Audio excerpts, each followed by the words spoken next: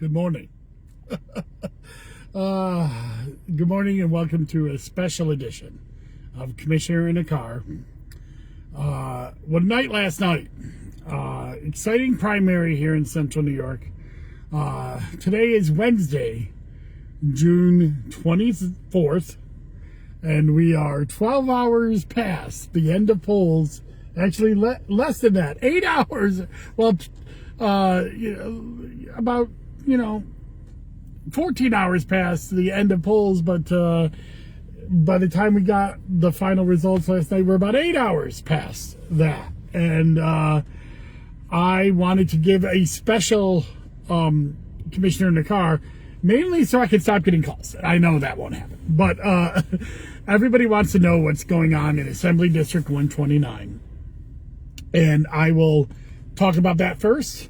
I will then talk about why it took so long to get the last polling sites results, because I believe in transparency, but I also think it highlights the hard work of the Board of Elections personnel to make sure that the last poll site numbers came in. And then I will talk briefly about the reels that are going around about an ICE agent or agents showing up at the polls in Onondaga County at the county library. And I'm going to save that for the end because I don't want to get distracted. But it'll be brief because, well, we'll talk. First, Assembly District 129. What a night. What a close night. What a up and down night for that race. Over $600,000 was probably spent in that race between the two candidates. About $100,000 for Mo Brown, $500,000 for Bill Magnarelli. And we had a feeling going into this race, or at least I had a feeling going into this race, it was going to be close. I did not know how close. And you saw a big lead being taken by Bill Magnarelli early in the early vote. And then Mo, throughout the night, as the election day results came in, he really capitalized on election day. And what I believe we will see when we finish off is low propensity primary voters, people who don't normally vote in primaries coming out, younger voters coming out. And we'll have those stats later on throughout the week. But at the end of the night, after one update had them actually tied, Mo Brown has taken the lead and is up on Bill Magnarelli by 82 votes. That is incredibly close in a race that had about 6,000 votes. It is about 1.2% or something like that. So as of today, and I'm going to stress today, Mo Brown is in the lead, and the race is large enough to be outside of the legally mandated hand count, which is 0.5%. My back of the napkin estimates is that it has to be within 30 to 40 votes for that race to get into the hand count. But there are a lot of ballots potentially left to be counted. And the reason I say potential is there's a lot that we don't know. But I will tell you what we do know. We do know that we have 51 vote by mail ballots that came in after Sunday and were not part of the final scan before election night and have not been scanned.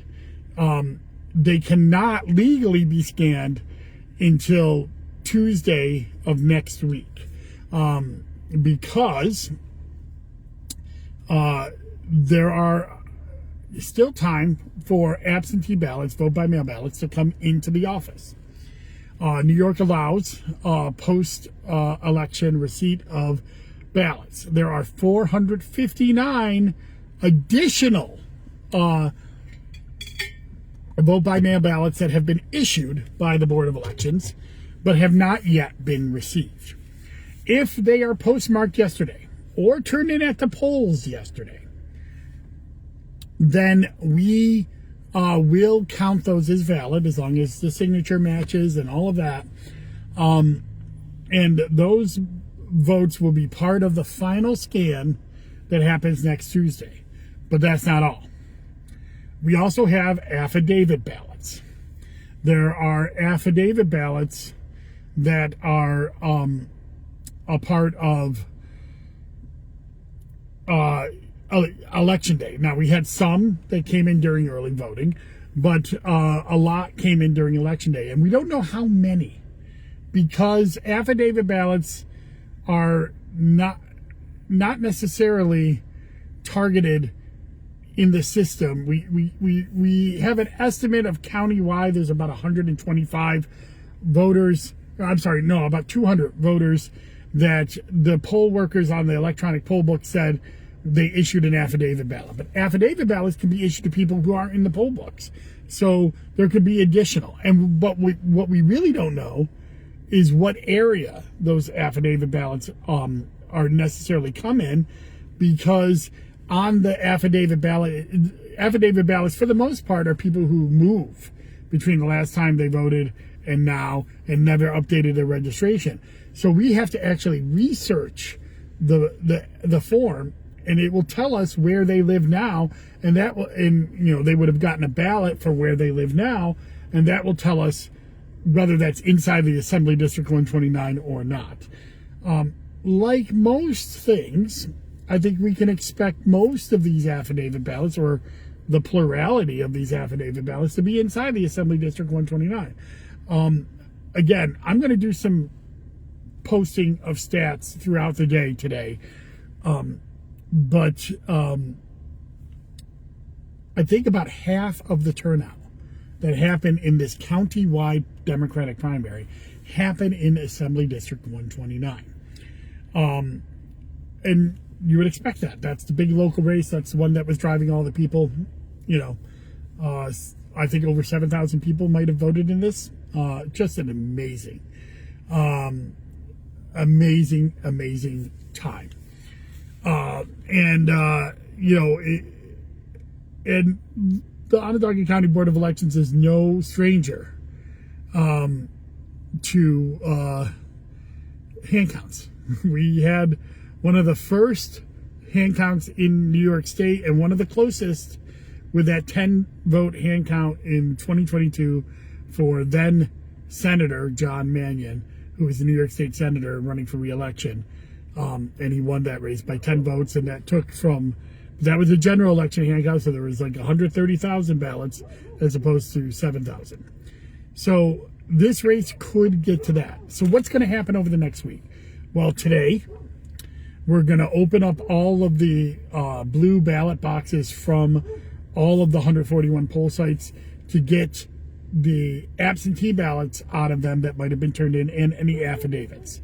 We will start the process of adjudicating the both of those. We're going to check the signatures on the vote by mail ballots and make sure that they were properly issued, and we will then also check the affidavit ballots to make sure that they are allowed to vote in this primary, that they are Democrats, that they are properly registered as Democrats and properly registered in New York State, but they just moved their thing.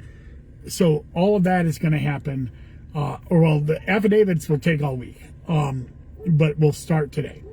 It is my hope that starting at 9 a.m. we will start doing that, and we do that under the auspices of allowing the campaigns to come in and watch us do all of this, by the way. And everything we do will be bipartisan. Everything we always do is bipartisan. So rest assured, we will have a final count that you can trust by next Tuesday. That being said, sorry if you hear my dogs going crazy. They're not used to me being out in a car this early. That being said, it's going to take time, and we won't know actual vote totals where where you actually know how the ballots were cast until next Tuesday. And then we will determine whether we are going to go into a hand count on July 7th. July 7th is the certification date. And then if we have to go to a hand count, the hand count will happen after that. So we could be looking at several weeks here before we know exactly what's going on. So stay tuned and be patient. We have to follow the law. We can't just say, screw it, let's open the ballots. We're going to follow the law. We're going to count the votes. We're not going to leave any ballot behind. and we will have a winner in this race eventually. Right now, with 82 votes, Mo Brown is ahead and out of the hand count. But that could change. And Bill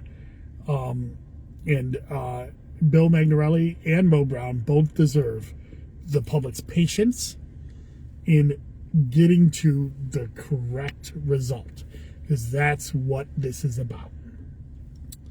Okay, so why did it take so long last night? Well, one of the things I like about Commissioner in a Car, and one of the things I wanted to do when I started this podcast, was to kind of lift the veil of what happens at boards of elections offices so people could see the incredible work that we do, and also the hard work of these dedicated employees. I don't think people realize that yesterday most of us woke up at 3 a.m.